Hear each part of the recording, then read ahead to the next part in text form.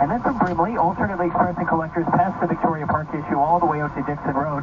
Delays as well 427 to the 410 express and collectors and through Highway 25. And it's the long conga line of traffic on the eastbound 401 from Dixie to Victoria Park Express and to Kennedy Collectors. From the 680 Traffic Center, here's Maria Parno. And there is some emergency construction now on the southbound 427. It's as you approach the 401 ramps. The left lane is blocked and crews are on scene. It's pretty slow from Airport Road onto the westbound 401 ramp. And they've also shut down the ramp to eastbound Eglinton as part of this emergency roadwork, so just plan accordingly. Beyond that, you'll find more delays as you approach Dundas and D Express to the QEW Gardner ramps. And northbound 427 starting to ease off. It's slow from north of Dundas and D Express to north of the 401. It bunches up through Burnhamthorpe and the Collectors, and then delays as you approach Steele to north of Rexdale. And if you're heading into Brampton on the northbound 410, expect delays from the 407 to Beauvais. Bravo is now in Canada. Subscribe now with your TV service provider. Fall in Canada has never been hotter. With the extended forecast, here's Denise Andriacci.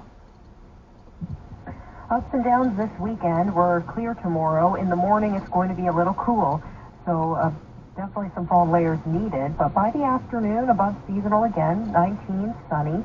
We have near seasonal temperatures again for Sunday, 19. Winds are out of the southwest. They're a bit breezy. We have showers and the risk of thunderstorms. So there is some active weather Sunday. Behind it, the whole pattern shifts in southern Ontario. So after a long stretch of above seasonal fall warmth, we are getting cooler next week, and you'll need some fall layers, especially in the early mornings.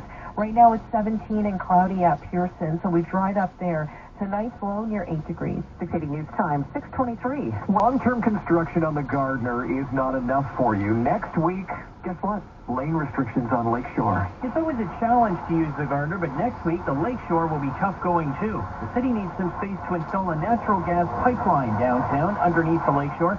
So on Monday, westbound lanes on Lakeshore will be reduced from 3 lanes to 2 at Parliament, and then at Yonge, only 1 lane will be getting through. Lane restrictions to be in effect from 7 a.m. to 5 p.m.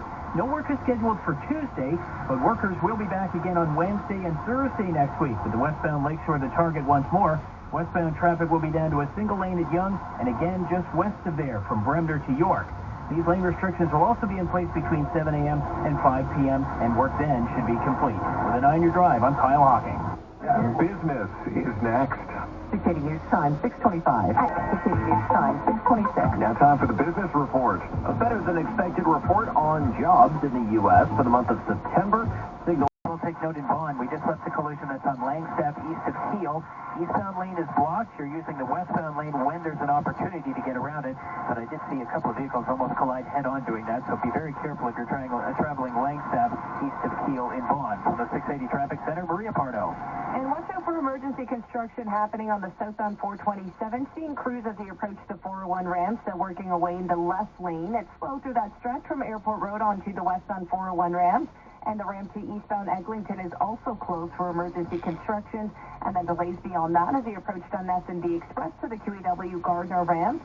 And on the eastbound Gardner, delays Islington Express and Collectors to approaching the Lakeshore ramp up Park Lawn, and again from the Humber Bridge to Strawn. And heading northbound on the DVP 404, expect delays from Bayview Bloor to Shepherd. If insurance companies have high-priced lawyers fighting for them, who's fighting for you? Call Diamond & Diamond, Canada's largest injury law firm with over 65 lawyers, 1-800-567-HURT.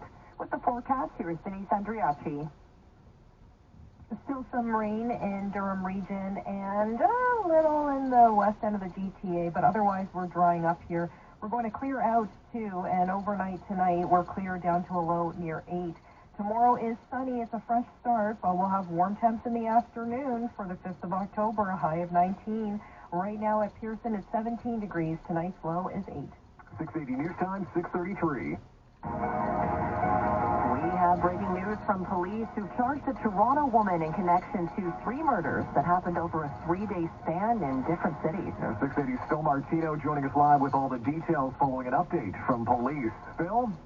Steve, they appeared to be 3 separate cases until police were able to link them all together. A woman in her 60s found dead inside a home in the Keele and Dundas area of Toronto Tuesday. 47-year-old Lance Cunningham, who was found in a park in Niagara Falls Wednesday, and 77-year-old Mario Billick, who died in Hamilton Thursday. All 3 are believed to have been murdered by the same person. Niagara Police Chief Bill Bordy says, by definition, their suspect is a serial killer. Mario and Lance Cunningham were both going about their business, and we believe that they were random attacks.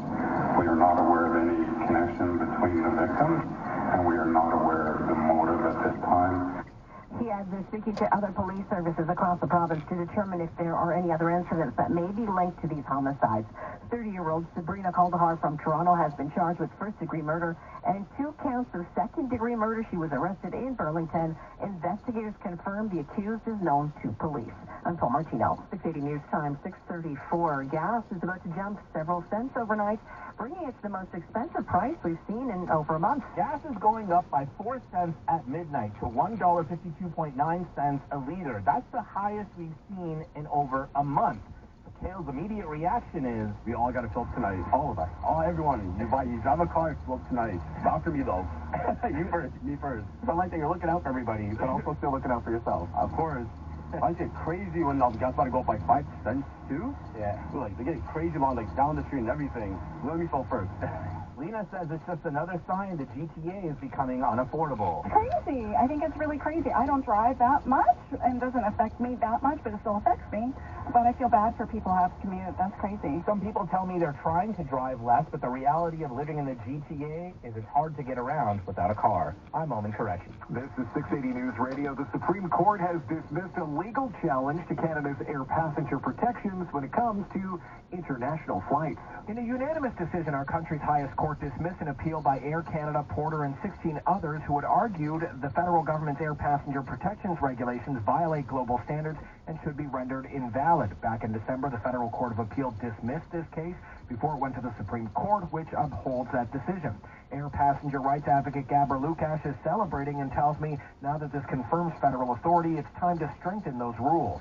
To amend the existing regulations to adopt the European Union's gold standard. The federal transport minister welcomes the ruling, saying the feds will always stand up for Canadians' rights as travelers, while Air Canada has issued a short statement saying they will comply with the decision. Cormac McSweeney, Parliament Hill. Ontario's opposition leaders are trying to reintroduce themselves to the public. It's not just the polling that shows it. Ask opposition leaders like the NDP's Maura Stiles, and they'll tell you voters don't really know who they are. One of the things I want to do is make sure people do get to know me, right? I'm a pretty new leader. She's held the post for more than a year and a half, but the NDP is rolling out new ads with Maura front and center. It's Maura. It's Maura. Every day all across this province, I'm inspired by people. And Liberal leader